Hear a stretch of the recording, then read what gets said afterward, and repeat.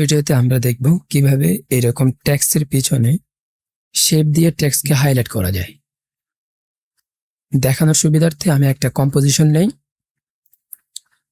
এই কম্পোজিশনে আমি একটা টেক্সট লিখি।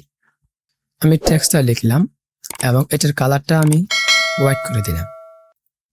একটা শেপ নিতে হবে।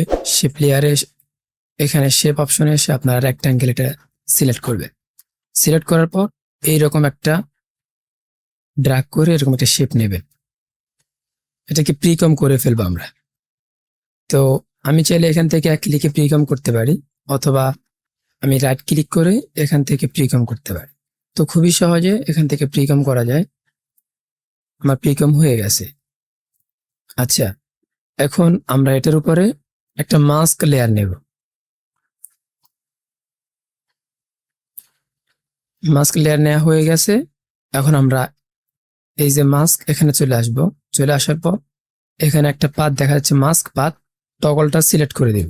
আপনারা এটাকে সিলেক্ট করবেন এরকম ভাবে, অর্থাৎ যে মাস্কটাকে সিলেক্ট করবেন। তো আমি এখন এটাকে এভাবে ড্র্যাগ করে নিয়ে আসলাম এই জায়গাতে, আর একটু সামনে গিয়ে আমি আবার এটাকে সিলেক্ট করব। সিলেক্ট করে এটাকে ড্র্যাগ করে টেনে এদিকে নিয়ে আসবো। তো এখন যদি আমরা একটু দেখি, হয়ে গেছে। তো এখন আমাদেরকে জাস্ট কি করতে হবে, এই শেপটাকে টেক্সটে নিয়ে আসতে হবে। হয়ে গেছে। এই যে করে এখান থেকে গ্রাফটাকে একটু হাইলাইট সিস্টেমে আপনারা ইয়ে করতে পারেন। তো আমি এটাকে আমার মতো করে কাস্টমাইজ করে নিচ্ছি।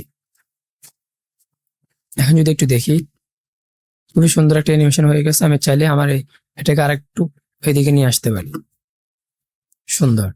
আবার আপনি চাইলে এখানে টেক্সটের উপর যে টেক্সট ইফেক্ট সেটা ইয়ে করতে পারেন। তো আমি যদি টেক্সট ইফেক্ট এটা দিলাম, হয়ে গেছে। অথবা আমি চাইলে শেপটাকে আরেকটু পিছনে নিয়ে আসতে পারি।